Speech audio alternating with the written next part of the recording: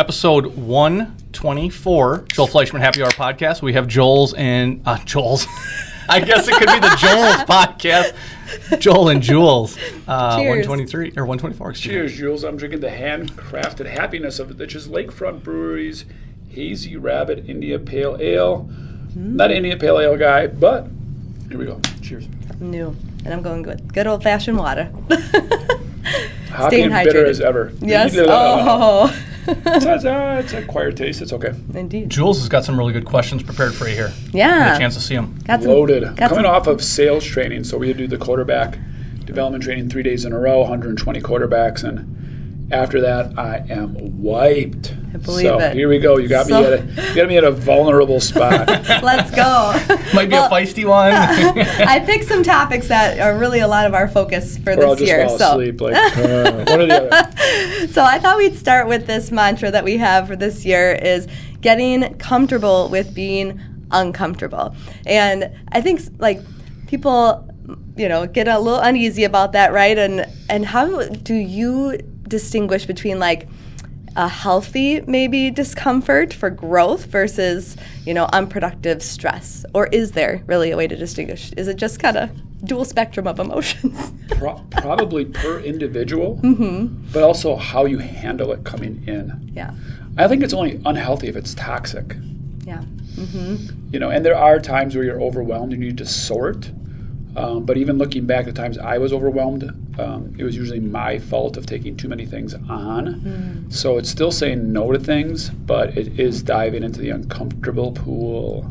So I don't know if there's a limit to being uncomfortable. Yeah. And I know you made a sports reference too about with getting uncomfortable, this Project One focus of, we've been here, we've been lifting the weights, now it's time to get in the game and win and just really stretch ourselves. How do you continue personally to manage discomfort? Especially because in leadership, it's kind of inevitable. Yeah, I think it's I'm reading a book right now, which is timely for this question. It's called Embrace the Suck. Oh, yeah. And it's a Navy SEALs book, so it's always a challenge when I read those books because I turn into some sort of crazy lunatic, and I'm just trying not to do that this time. It's not a Jocko book, is it?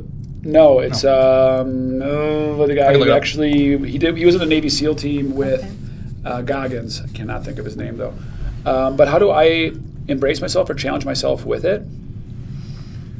Stay curious, stay motivated, stay positive. Yeah. Stay positive and be where your feet are is probably the primary one. And I'll give you one more nugget. Control what you can control. I've really learned to let go of things that is just I simply cannot control. Yeah. And you have to trust your team, trust faith, trust God, and just let that go. Yeah. And that's something you have to really challenge yourself on in a lot of aspects of life, right? Yeah. Brent Gleeson, sorry. Oh, no. Brent Gleeson. Yeah. Oh, okay. Yeah. Because, discomfort is, again, essentially inevitable. So it's really your attitude towards it and how you approach it. And, yeah, I agree with that. It's all part of the journey. Short steps, long vision. It's a Latino phrase, Pitbull. Okay. Just dropping little moments. Yeah. Short steps, long that? vision. So sometimes, too, being really uncomfortable just means, what can I compartmentalize? That'd be a John Gordon thing, a Dale Carnegie thing, right? What can I put in day-tight compartments that I can just do today? If you just do that, can you survive today? Can you survive this meeting this hour? You can do okay.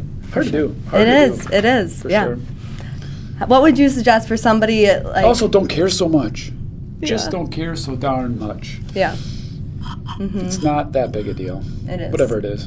You're going to get through it. And I think we all have a lot of support and resources here to do that, which makes a big difference. Yeah, we should get that on the podcast, one of my skulls. I have a skull on my desk, and it's also we're all going to die in a few years, so none of this really matters, so kind of laugh it off. Yeah, I like that symbol. That's always helpful to Yeah. have right in front of you. You had mentioned in our pep rally I believe this past week, about masterminds, and I think that was a part of another book you were reading maybe. Yes, of course, yeah. What is, to you, what makes a successful mastermind? And again, to mastermind means not one person. A mastermind means many minds working together. And what makes it successful is being open, humble, learning from each other, And really, these all sound so cliche. I'm like, this should be called the 126 Cliche podcast. But cliches are true to some degree, right? I mean, that's why they're a cliche. But working towards a common goal, right? Like, why are we here? What's the purpose?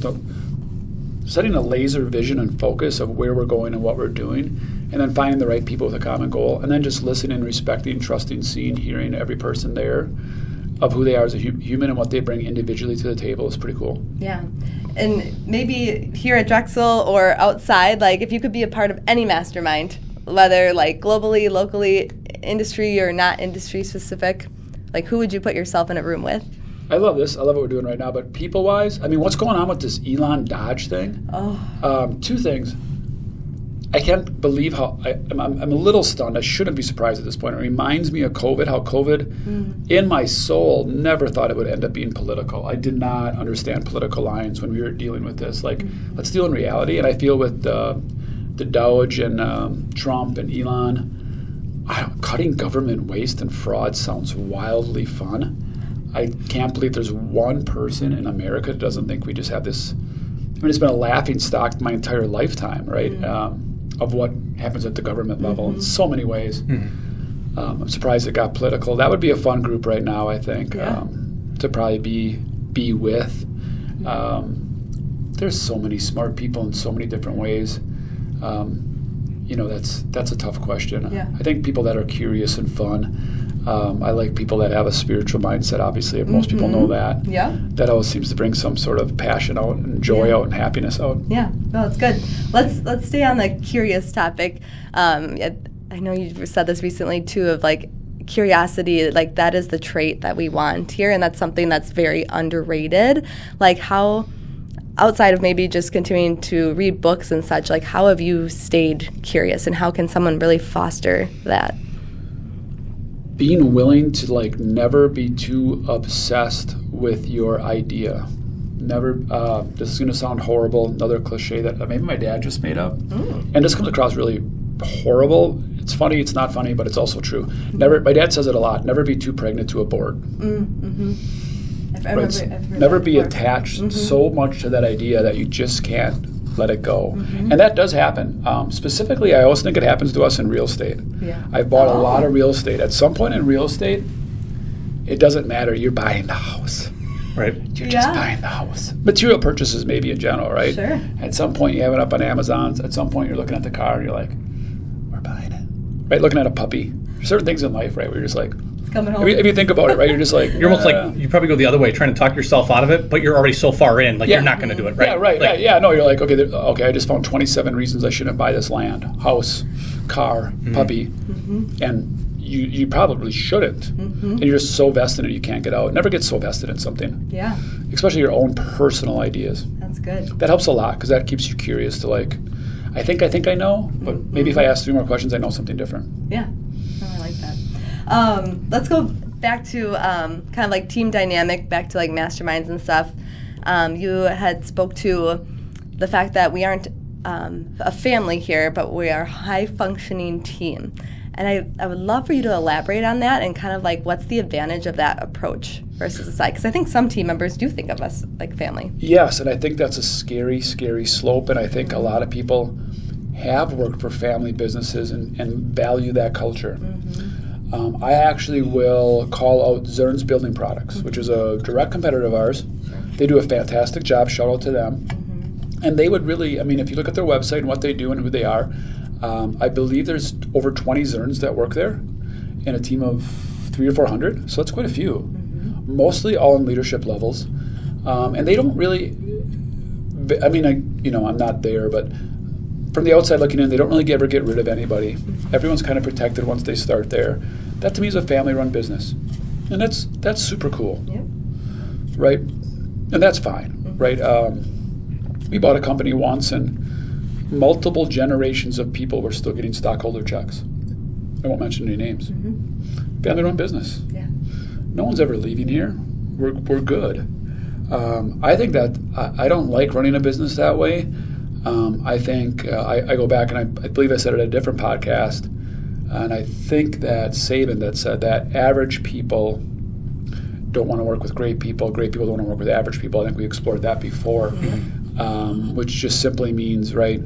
So in a family-run business, yeah, everything's cool and good, but I don't think it's great. Yeah. And I don't think it drives a team. I'd rather be in a high-performance team where people are let go for not high performance in a family-run business and being like, well, that's just Marcus. Yeah.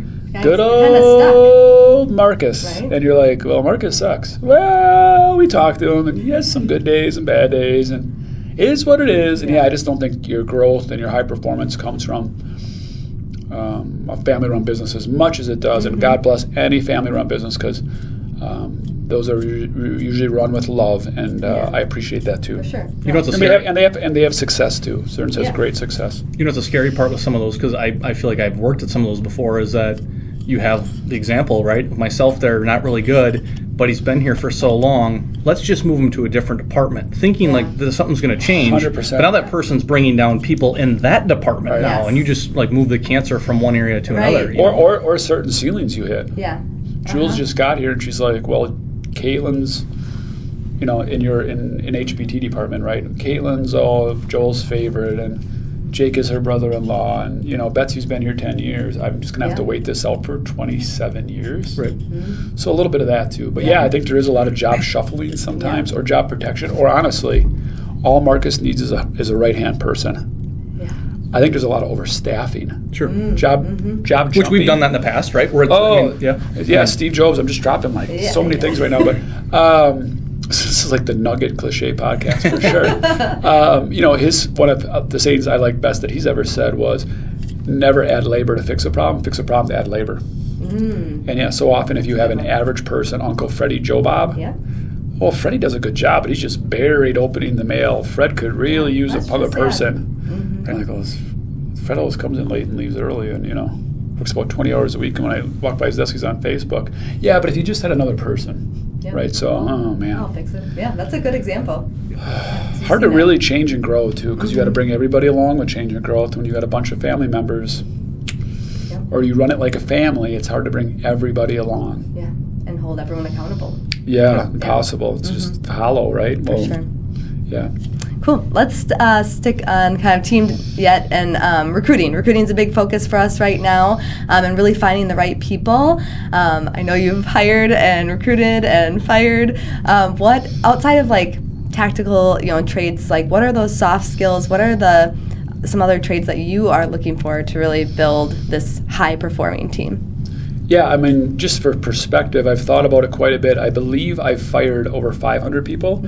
And I've probably hired then probably twice that many, 1,000. So there's some learning lessons there for sure. Again, and haven't made all the right mistakes. So the specific traits I'm looking for, cues that I find were helpful for me. Some came from my dad, some came from reading, some came just from my personal mindset. Could you drive with that person for 45 minutes in a car alone, back and forth? And I never really hired that way for a long time. I was like, well, everybody's different, and I didn't really, probably not going to be one of my people, but, it takes all kinds, and it's like, no.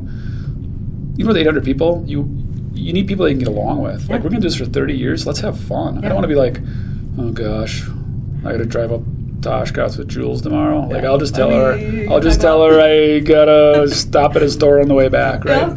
Probably all worked at places like that. That would be one. Another one that I like to do is walk with people. Could they keep up with my pace? They're a slow walker and they struggle to even keep up with my pace. That was always somewhat a red flag for me. An interesting one is walk them to their car. Somebody with a dirty car probably lacks some sort of discipline and respect. Again, give somebody organization. Now, 17-year-old knucklehead, I'll give that person some leeway generally. Yeah. But, somebody else that you're like, wow. There are McDonald's wrappers for days in the backseat. Young moms, don't panic. I'm not looking at Cheez-Its. Those will come with some traits, and does it click? Does it make sense? Are they going somewhere? Do they have a plan in their head? Can they keep up with the way I talk, which is extremely fast and mumbling? If they struggle with that, you're probably going to struggle working with me. Yeah. Is there ever too many questions from a person who's interviewing, where they're like, obviously, right? They always say you should ask them questions, and is there ever too many where you're like, oh my, this person, like, I don't know if I'll ever get anything done because they just keep asking questions? Not at all. Not at all. Unless they're staged. Sure. Unless they're not being real. If somebody's not being authentic, then it's just like, okay, you chat GPT that and you're just rifling off a whole bunch of dumb questions to say you asked questions. No, that's not the case. I normally, back when I hired a lot and was much more high-strung, my interview usually lasted about 60 seconds, literally in my head. And then I had to just figure, like... Where's my out kind of thing almost? When you know. Well, yeah, then I'm like, well, how do I make this not awkward for the other person? Sure. I can't be like 75 seconds in, like, great to meet you, but you're not a good fit. Or like, I love you, you're hired, and they're like, whoa. So I would have to like literally like... Yeah. Especially if they're a bad fit, I'm like, okay, how do I just professionally close the deal here? I think Clint actually shared that when him and Jake Young were on not too long ago, and Clint was talking about when he got hired. He's like, yeah, I was sitting down with CJ and Joel's on his computer the whole time, and Joel looked at me and was like, don't worry, I'm not on fantasy football right now. He's like, I'm just writing up your offer right now. That's awesome. When you know, right? Oh, yeah, for sure. Yeah, in this market too, you got to move. How about retaining? Like, how do we retain like our top talent? Like, in your mind, like... I think it's super easy. Yeah. One, you have to pay like rock stars. I hope we do. I'm not. There's something of control you control. I do not review pay of people. I challenge them occasionally. I want to make sure if we hire rock stars, you have to pay them rock star wages. I go back to Major League Baseball. The Brewers are never going to win a World Series. They don't play real wages. You can't say I want the best talent, and then you're like, I bought companies. I've consulted with people that have, well, Joel, I just can't find good help. Well, what are you paying people? Well, we start at 16. Factory workers just aren't good these days. $16? Like, yeah, we were thinking about going to 17. What? So it starts with wages. It does. You have to get people comfortable with wages.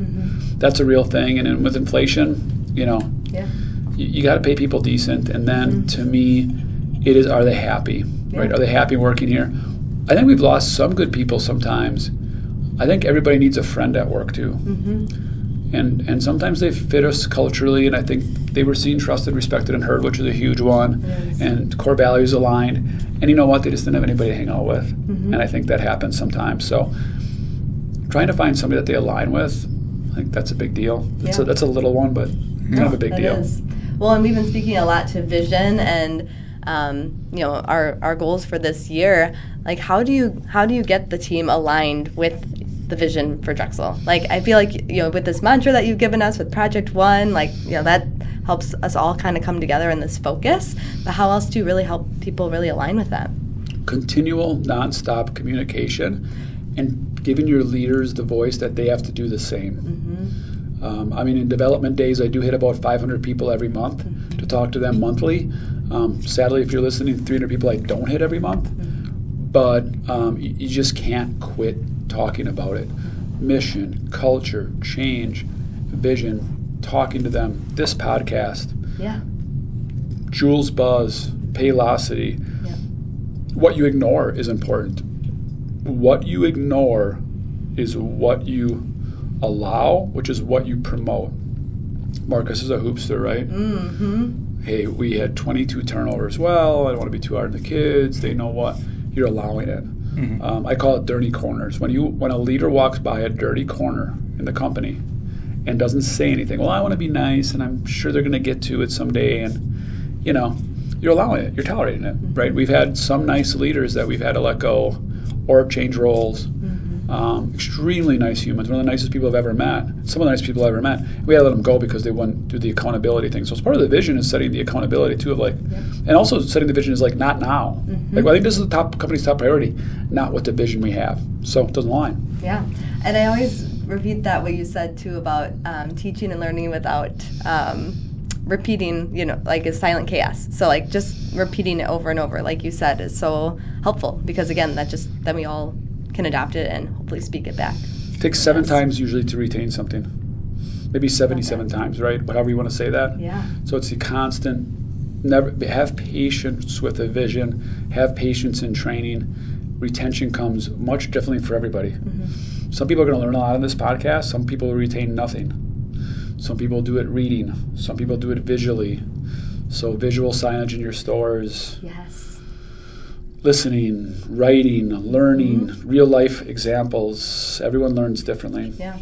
That's good. I think your transparency helps it a lot too, because this is the first place I've worked at where people aren't gossiping in the background about everything, and it's because we're just open and this is what it is. It's not these questions of where are we going or what's the mission or what's this or what's going on with that department. Just it's out there. Well, you know where that comes from? The holes in communication are always filled by negativity. This really is the cliché podcast for sure. But that is so true. I've learned that, our company used to have a lot of gossip and negativity. And I used to send out a ton of emails and saying, this is the vision. Thinking that people got it then, once you sent it? I'm a reader. I retain everything I read. I understand everything I read. People maybe never even read the email. And in an email, again, that was a dangerous tool. I thought it was a wonderful tool. Sure. What are the unsaid things that they had questions about? Where was the communication? What was the actual thought process? So there was a lot of holes in our communication back then. And I do think that's where gossip generally comes from, is people just don't know. Right. Yep, the gaps. The gaps, yeah. And then they're really interested in the company, so all they can do is allude to things and saying, what do you think you really meant? Which leads back to transparency and authenticity. Just talk, just admit, I make mistakes. I don't know what I'm doing either. I don't know what the vision of this is right now. What do you think? It's okay. Yeah. It helps being like, well, I think you would have told me if you knew. Right. Yeah. And also explaining to 800 people constantly that I don't know either. Yeah. I do think in a lot of companies, they think there's magic, and maybe in some companies there's magic elves that actually know. There's not. I know a lot of high-level, quote-unquote people. They're just regular dudes and dudettes, and they don't know either. Yep. Nope. That's true. You went to high school with them. My dad always said they put the pants on just like you, one leg at a time. They're no different. Yeah. Sticking with vision, what are you most excited about for the future right now? Oh man, I just came out of sales training. Yeah. So there's two things really though that we have. The things that we have going on with exteriors right now in our exteriors division with decking and siding and shingles. The way we came to market with the inventory level and the price and the training behind it with our team, that they're experts in that product line, with our takeoff team and our operations team, fulfillment of all those. It is really working, and it's really exciting, and we're just getting it started to help the local builders that way. And then my brain always seems to be 6 months, a year and a half. We're doing the same thing in doors and millwork, and that hasn't. I say we're fixing things in the kitchen. It hasn't impacted the wait staff yet or the customers. We're going to do what we did in exteriors, in doors and millwork in 2025. So 12, 18, 24 months from now, and doors and millwork is going to be mind-blowing to our builders in the marketplace. No different than exteriors is. I think exteriors, what we're doing is absolutely one of the cooler things going on in the country. For decorators, we stock 13 colors. Shout out to Jeff. He was just here. He's the regional manager for 12 states. I said, who stocks all 13 of your colors? He said, no one in the country at all. At that price point, 0, 0, 0, you're one of one of one of one. And then to have the training we have is also one of one. So, yeah, right. That's exciting. That's exciting. Yeah, that's exciting. Right. That helps the local builder. That helps us. It's a big deal. Yeah. We do so many big deals, we forget they're big deals, right? Exactly. Right. We just launched our exterior. We invented an exterior door that has the best pieces and assembly items from the sill to the frame to the door to the glass light that we could find, to the hinges that we could find in North America. We put it all together and assemble it, and we're selling it less than the competition. We just trained on that. That just came out this week. That's just one thing. That probably is. I'm not going to say it's a downfall because I know we train on that a lot. But I think just regular people that are outside the sales world here at Drexel, I think we kind of forget. Yeah. Because we're just, there's so many things going on. You forget about, celebrating those things. Or we have one of the largest offsite plants in the country. Right. We've helped frame 800 homes last year, right? I think it was. Yeah, he just kind of gets shoved under the table. Yeah, it's a big deal. Big deals. I'm sure, I don't know if you've read any work by Jay Shetty, big author, Live Like a Monk and 8 Rules of Love. Live Like a Monk. I've read Live Like a Monk. Yeah. So he says, I would like to be a monk. I've read a lot of Navy. I've read a lot of Navy SEAL books, and I've read a lot of monastery books. That they are really wild, interesting people. That the monk life is insane. Lots to learn from. He said every year you should be loving something, learning something, and launching something. Personally, what are you loving right now? And it could be anything. Loving. Yeah. Oh man, I'm trying to do more loving all the time. What am I loving right now? I don't know. It's like launching. That's not loving. Okay, give me the other two. I'll go back to loving. Learning. Something you're learning right now. I just bought a Lego set, 2,555-piece Lego set. Really funny. 2,500. An adult one of those adulting ones. Yeah. The book is like big as an encyclopedia, if you know what that is, Bible. Yep. And if you know me, right, I usually do puzzles once a winter, and I don't usually. When I did Legos growing up, I would jump ahead to the finish. I would swear there weren't the right pieces. I would get 95% done saying, hey, they missed 3 corners, they didn't ship it. And you created your own thing.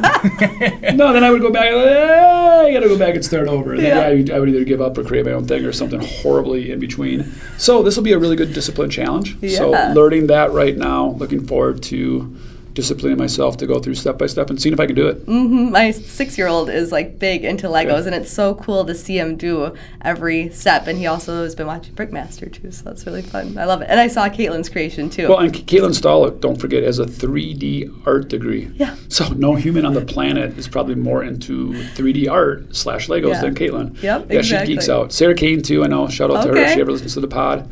I once got her an adult. There's a lot of people here that work here that, thinking building industry that do really like Legos. Mm-hmm, exactly. Okay, so we covered learning. So loving or launching? Launching.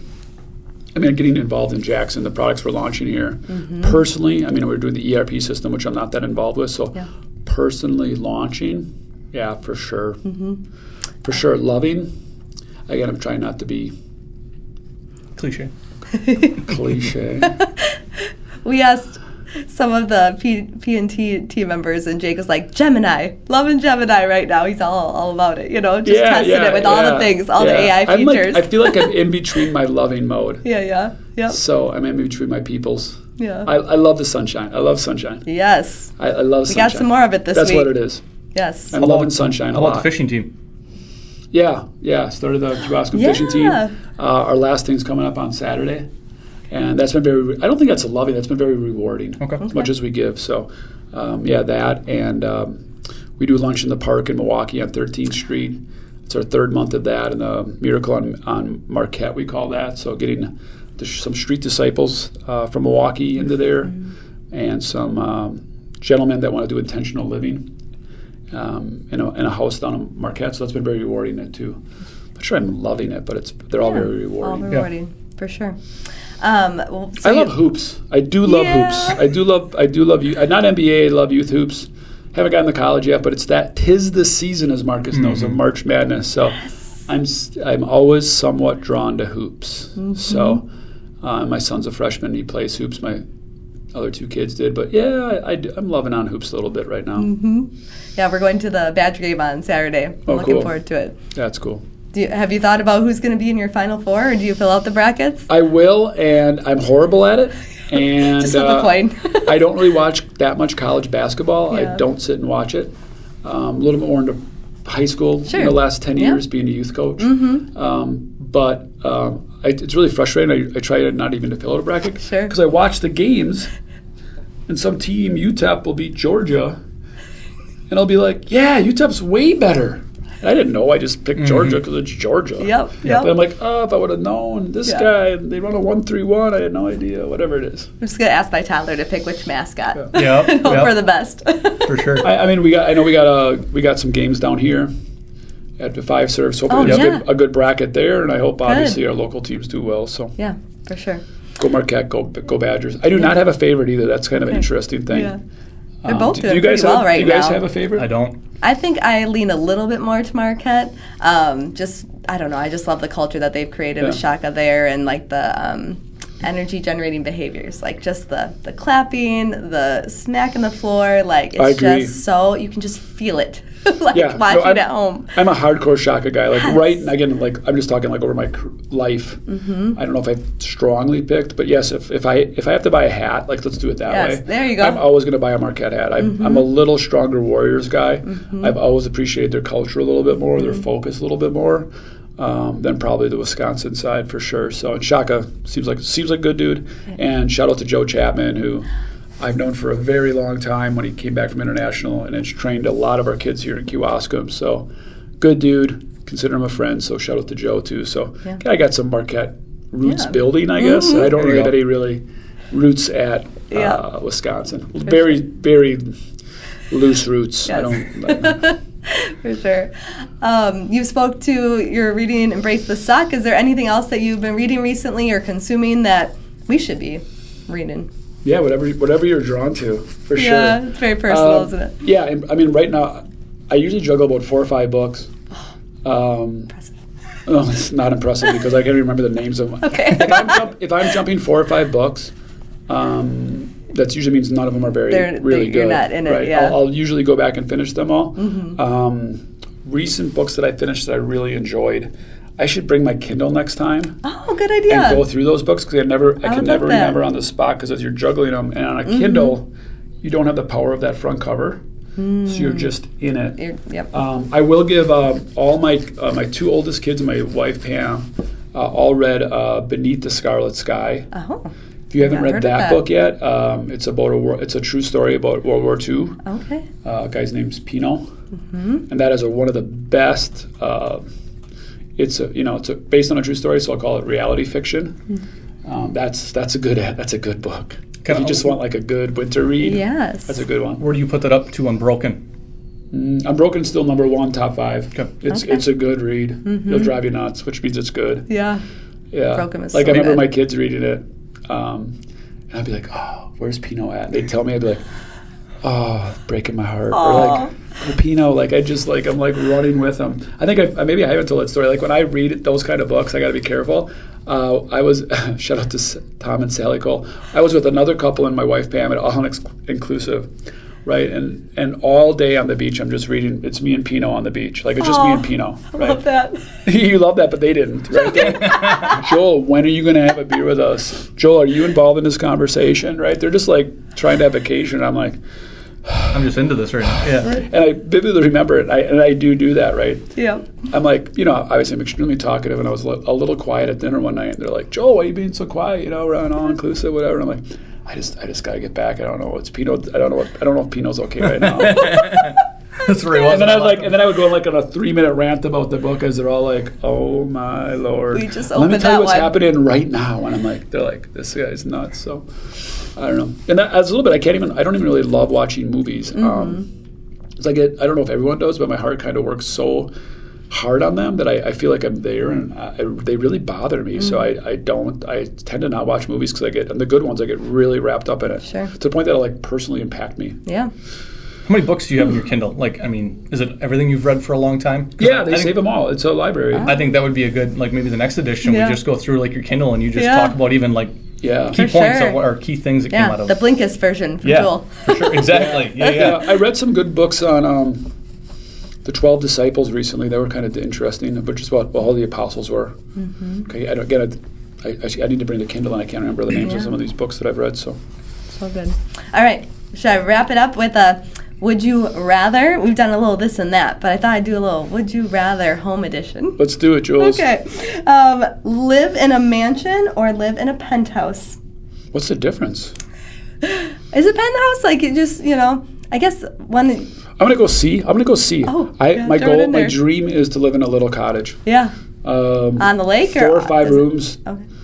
Lake would be nice. Wouldn't have to be a big lake. Wouldn't have to be like a primo lake. Yeah. And like 4 or 5 rooms. Yeah. Like literally, like 1,100 square feet. I can kind of see it in my head. All right. Sometimes I think that is actually my home. And I do think sometimes that is literally when I pray that is like my. Like that's my heavenly home. Because like God said that He has prepared a place for you. I do think there's cities and homes in heaven. Some people don't. That's okay. But I think heaven's very, very real. I don't think the veil that's been written a lot of times too. I don't think the veil of heaven, spiritual life, of spiritual life and physical life is very thick. It's a very thin veil. So I do think when you die, and that might help people's faith too, is if you study the afterlife and people that have passed on. Oh, I read a Mitch Albom recently. That was Mitch Albom. Something to jump in. Mitch Albom, it's the second 5 people you meet in heaven. Oh, okay. I just read that one Yeah. Tuesday night. Read the whole thing. It's kind of interesting. But near-death experiences. I lost my sister when she was 22, and I went through a phase where I read every single book that I could. I still do of any book that I can ever find on near-death experiences. I really wanted to know if she. Like what happened to her? Yeah. Right. So I read every book, Curiosity. and the more you read, they're all very, very similar, and it's not just this calmness and peace. R.I.P. Like just things to do, and there's trees and flowers and animals and houses and cities, and that kind of geeks me up. So sometimes I think this little cottage is my home. For sure. When I dream of it, it's like okay, That's probably won't have that till I live in heaven. Yeah. The door's always going to be open. We're going to have lots of parties, a nice big front porch. There's always going to be people around. Probably a different group of people. I could even imagine. Lose electricity for a week or lose heat for a week? Depends on the time of year, right? I was thinking that too. Yeah. I guess heat, this time of year right now, Yeah. 10 degrees. Weird question. Interesting question. I know, right? Live in one place forever or move every 2 years? Forever. Have a roach problem or have a mouse problem? I freak out about mice. I'm not scared of snakes, spiders, bugs. Pardon me. Very little things that I'm scared of in real world and fake world. Mice scare the shit out of me. I have no idea why. Well, If I knew there was a mice in this room right same. now, I'd be just Gone. freaking out. Just jump on the chair. A little bit almost. I don't even like picking up dead mice. Whatever. Everything else it doesn't bother me at all. I'll pick up a snake, no problem. Fixer-upper or move-in ready? Move-in ready. I'm horrible at fixing things up. And then build your dream. So the little cottage will be actually nice. Nice. Just ready to go. It's not going to be run down. Might be old, but it won't be run down. Build your dream house or buy your dream house? Well, I work at the lumberyard. I know, right? Build, right? I gotta say We'll build. bias there. Yeah, we'll go with that. We'll go with that. Awesome. That's all I got for you. 124. Peace, guys. Bro. Love you all. Peace. Later. Is that good?